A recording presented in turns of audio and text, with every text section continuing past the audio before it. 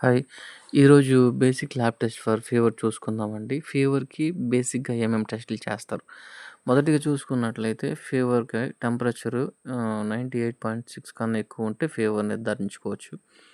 చలి గాని, తర్వాత కోల్డ్ గాని, జలుబు, దగ్గు ఇలాంటివి రావడం గాని, వామిటింగ్స్ రావడం గాని చూసుకోవాలి. దాని తర్వాత ఈ ల్యాబ్ టెస్ట్‌లనేవి మనం చూసుకోవచ్చనమాట.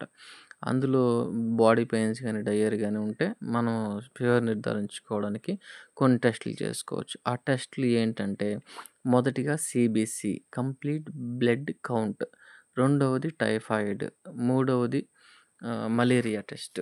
ఆ తర్వాత చిన్న పిల్లలకైతే సీఆర్‌పీ టెస్ట్‌ని యాడ్ చేసుకోవాలి.